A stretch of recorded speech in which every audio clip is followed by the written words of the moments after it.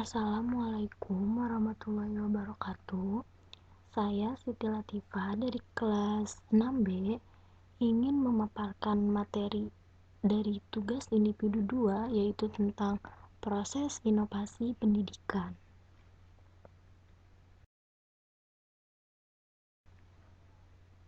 Yang pertama yaitu jelaskan pengertian tentang proses keputusan inovasi. Proses keputusan inovasi ialah proses yang dilalui individu mulai dari pertama tahu adanya inovasi, kemudian dilanjutkan dengan keputusan setuju terhadap inovasi, penetapan keputusan menerima atau menolak inovasi, implementasi inovasi, dan konfirmasi terhadap keputusan inovasi yang telah diambil. Lalu yang kedua yaitu ada apa saja faktor yang mempengaruhi proses inovasi pendidikan. Ada 3 faktor yang mempengaruhi hal tersebut. Yang pertama ada faktor kegiatan belajar mengajar.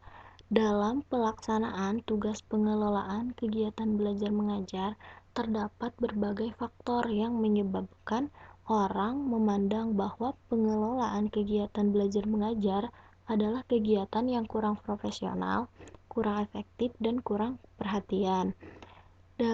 Dengan berdasarkan adanya kelemahan-kelemahan dalam pelaksanaan pengelolaan kegiatan belajar mengajar tersebut, maka dapat merupakan sumber motivasi perlunya ada inovasi pendidikan untuk mengatasi kelemahan tersebut. Lalu yang kedua ada faktor internal dan eksternal. Faktor internal yang mempengaruhi pelaksanaan sistem pendidikan dan dengan sendirinya juga inovasi pendidikan ialah siswa. Faktor eksternal yang mempunyai pengaruh dalam proses inovasi pendidikan ialah orang tua. Lalu, para ahli pendidik merupakan faktor internal dan juga faktor eksternal seperti guru, administrator pendidikan, konselor, dan lain sebagainya yang terlibat secara langsung dalam proses pendidikan di sekolah.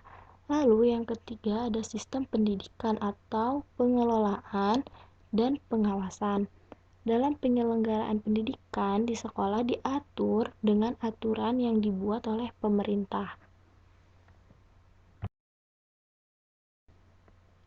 Lalu yang ketiga, jelaskan mengapa dalam proses keputusan inovasi tidak dapat berlangsung seketika, tetapi harus membutuhkan jangka waktu yang panjang.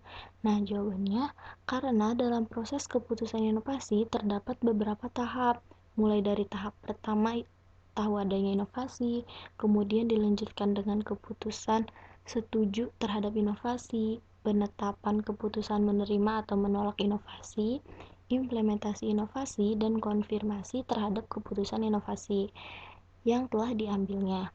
Maka dari itu, proses keputusan inovasi bukan kegiatan yang dapat berlangsung seketika, tetapi merupakan serangkaian kegiatan yang berlangsung dalam jangka waktu tertentu, sehingga individu atau organisasi dapat menilai gagasan yang baru itu sebagai bahan pertimbangan untuk selanjutnya akan menolak atau menerima inovasi dan menerapkannya.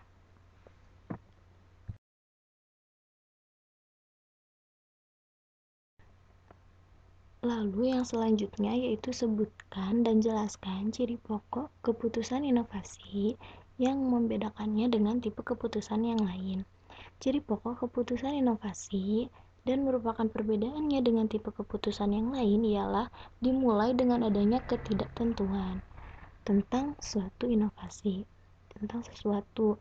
Lalu misalnya contohnya itu kita harus mengambil keputusan antara menghadiri rapat atau bermain olahraga. Maka kita sudah tahu apa yang akan dilakukan jika olahraga. Begitu pula apa yang akan dilakukan jika menghadiri rapat. Rapat dan olahraga bukan hal yang baru. pertimbangan dan mengambil keputusan mana yang paling menguntungkan sesuai dengan kondisi saat itu. Maka keputusan ini bukan keputusan inovasi. Lalu selanjutnya ada pengertian dari Zeltman, Duncan, dan Holbeck pada tahun 1973 bagaimana membagi proses inovasi dalam organisasi menjadi dua tahap, yaitu tahap permulaan dan tahap implementasi. Jelaskan langkah-langkah pada dua tahapan tersebut. Yang pertama, tahapan permulaan. Nah, dalam tahapan permulaan ini langkah-langkahnya itu yaitu seperti yang pertama, langkah pengetahuan dan kesadaran. Jika inovasi dipandang sebagai suatu ide, kegiatan, ataupun material yang diamati baru oleh unit adopsi atau penerima inovasi, maka tahu adanya inovasi menjadi masalah yang pokok. Lalu yang kedua yaitu langkah pembentukan sikap terhadap inovasi. Dalam tahapan ini, anggota organisasi membentuk sikap terhadap inovasi. Dari hasil penelitian menunjukkan bahwa sikap terhadap inovasi memegang peranan yang penting untuk menimbulkan motivasi untuk ingin berubah atau mau menerima inovasi. Lalu yang ketiga ada langkah pengambilan keputusan. Pada langkah ini, segala informasi tentang potensi inovasi dievaluasi. Lalu, dalam tahapan implementasi, pada langkah ini kegiatan yang dilakukan oleh para anggota organisasi ialah menggunakan inovasi atau menerapkan inovasi. Langkah yang pertama itu langkah awal permulaan implementasi. Pada langkah ini, organisasi mencoba menerapkan sebagian inovasi.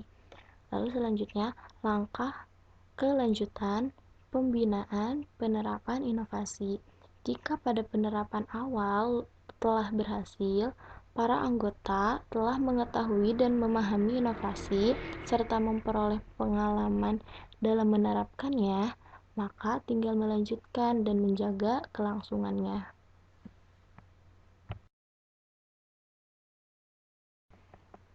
Cukup sekian pemaparan materi yang dapat saya sampaikan.